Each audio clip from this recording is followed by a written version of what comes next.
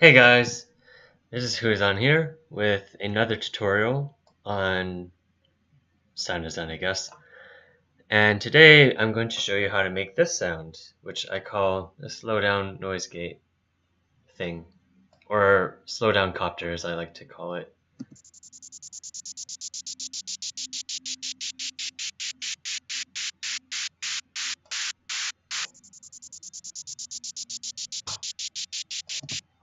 Okay, so I'm gonna put a marker here so that when this pattern finishes, then it doesn't immediately start playing, so I've got a little bit of time to stop playback.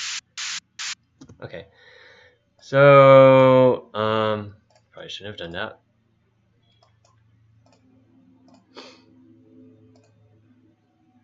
So I like a spectrogram based approach of like learning how to design a sound. So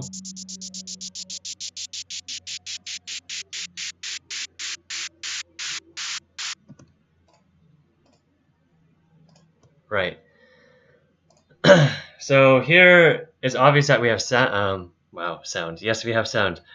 Obvious that we have noise, and there's some EQing, specifically some high pass, maybe a little bit of low pass here. Well, maybe as in definitely because that's what I used. But what is most interesting about this is that the attack and how long each note lasts is variable. So like it starts off really short and it becomes longer over time. And so that's I heard this in a hardstyle track recently. It's who did it? Was it War someone? Day One is the name of the track. I don't remember who did it. Anyway, so right, going back, let's go and design this thing. So I'm gonna clear all this and pretend that I didn't do that. I'm gonna hit F4. I'm on Windows, so F4 lets me create a new pattern. I will say, I will slow down Copter. Yeah. Okay. F6 to bring up channel rack. I'm going to ignore that one, so I'm gonna add a 3x oscillator here and change the first oscillator to noise. Then hit F7 and stick a 4-beat note on C5. I like putting things on C5. I mean, it's middle C, so whatever. And I'm also okay. So actually, I'll just do that. So I'm gonna place this pattern down and playing it for you. Pure noise all across the spectrum. Okay, great. And two things. So the first thing, the easiest part is the high pass sweep. So I'm gonna hit F9. So the high pass sweep is where like you call all the frequencies that fall below the threshold to cut, and as you sweep it, you are allowing more of the lower frequencies to show up. So what we're gonna do is hit F9. Oh wait, F6. Bring this up. Control L to assign this to an empty mixer track. Then add parametric EQ. I only need two EQ tokens here, so I'm going to go to my favorite preset, which is this cut one. So I'm going to create, so I'm going to set this one, I want to cut off a little bit of the top, so it's not too high, so I'm going to say 0.9 here, maybe make it not so steep. So like it has a little bit nice round off in the upper frequencies. And then here, I'm going to do Shift E to bring up the select tool. Select this portion because I only want to create an automation clip that's this long. I don't want it to go all the way to the end of the entire composition. So hit F9 again. Go back to parametric EQ, and I'm gonna bring this up to 0.875. Okay, cool. So that's the starting point. Right click, hit A for create automation clip. F5, go back to the playlist, I have my automation clip. So now it's starting at 0.875. I'm going to bring it down to 0.6. Okay, so over time is going to do that. So if I play this,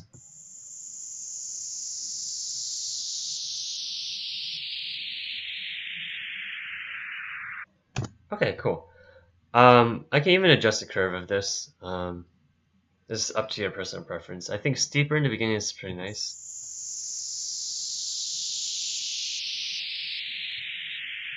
Okay, cool.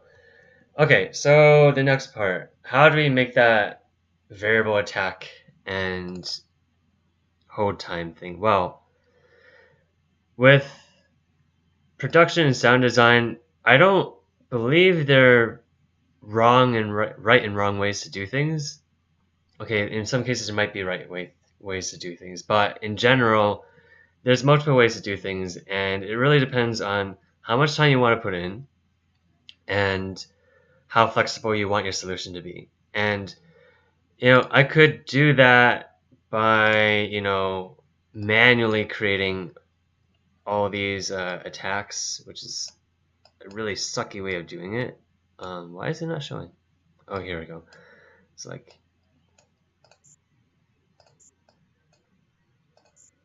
I could do it this way. Oh wow, it subdivides even further than that. That's crazy. I wasn't expecting that. Yeah, so could have it like do this, and I mean it's a perfectly valid way of doing it. No one's not judging, but you're wasting a lot of time, and if you decide that you want it faster or slower, then you're sort of out of luck, honestly. And I can't count 5, so this should be 6. 1, 2, 3, 4, 5, 6. Okay, right. I mean, how does this sound now? That's not so bad. Of course, it takes a little bit of manual effort, but if you know how to do this a smart way, I would just say do it that way. So I'm gonna create my 4-beat note here, and there are people doing fireworks for some reason.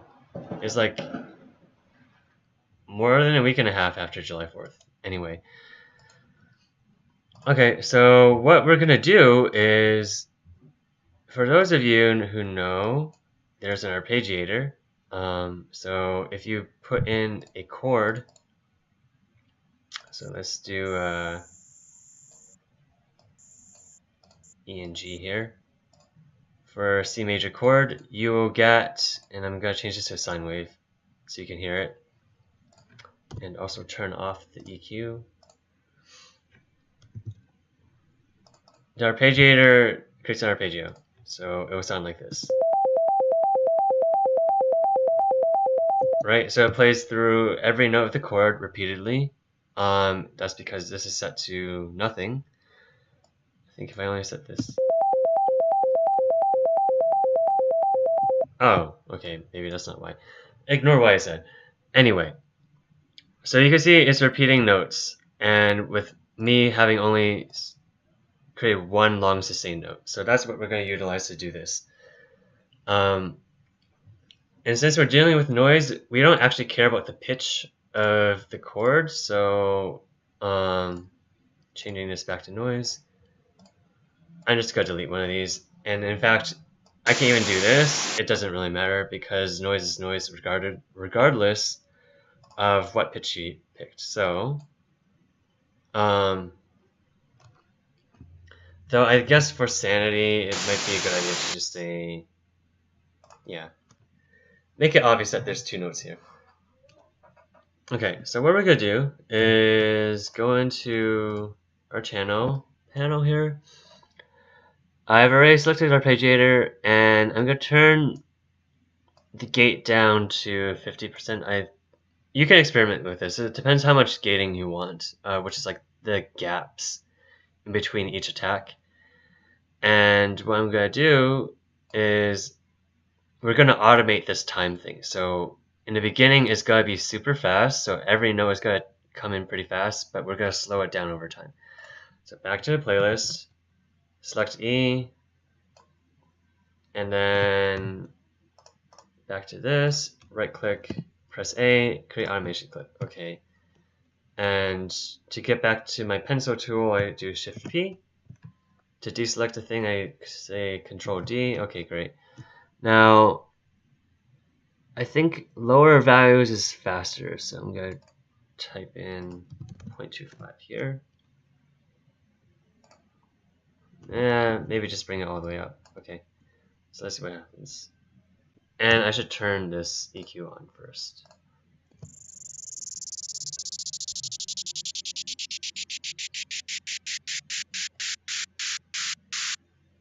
Yeah, there you go. You can play with the curves here, so if I wanted to, I can make it super steep.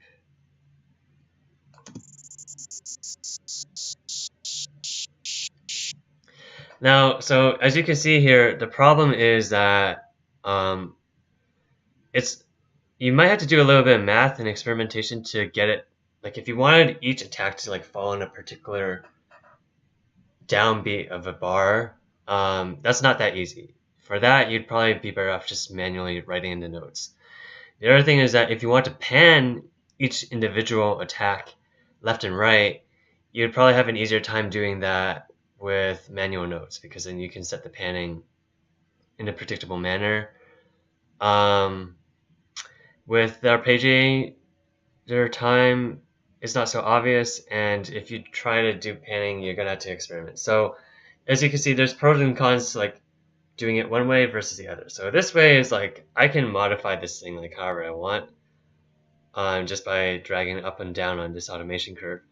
But if I were to like time something to the individual attacks, that's a lot harder to do.